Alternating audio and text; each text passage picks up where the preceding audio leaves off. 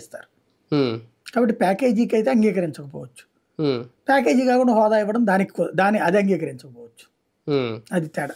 వాళ్ళు మాత్రం బీహార్ మాత్రం ప్యాకేజీ బదులు ఇదే హోదా బదులు ప్యాకేజీ అనే ఉంది. అది తేడా. నితీష్ కుమార్ ఈ పాయింట్ రేట్ చేయడం ఇప్పుడు జగన్మోహన్ రెడ్డి గారి చేతికి ఒక అస్త్రం ఏమన్నా వచ్చిందని అనుకోవచ్చా?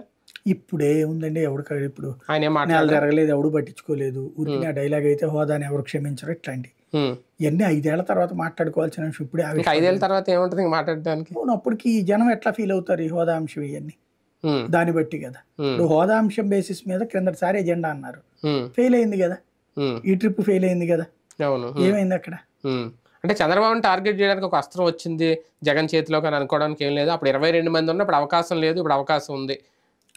ఇప్పుడు నువ్వేం చేసావు 5 ఏళ్ళు అంటారు ఎవరికాళ్ళు. ఇవాళ రాజకీయం అంత ఫెయిర్గా లేదు కదా, లేదా ఫెయిర్గా చర్చిస్తున్నారా? తెలుగుదేశం, జనసేన, బీజేపీ వాళ్ళు ఎవరైనా మారుతారా? వైఎస్ఆర్ కాంగ్రెస్ పార్టీ వాళ్ళు కూడా మారరు, అంతే. నవీన్ పట్నాయక్ లేదంటే నితీష్ కుమార్, జగన్ ముగ్గురు నిజంగా ఇటువంటి స్టాండ్ తీసుకుంటే బీజేపీకి ఇబ్బంది తప్పదా? ఖచ్చితంగా వాళ్ళు గట్టిగా నిలబడితే కనుక ఖచ్చితంగా ఇబ్బంది అవుతుంది. ఉంటారా లేదా అనేది చూడాలి. అంటే ఆ స్టాండ్ తీసుకుంటారా లేదా అనేది.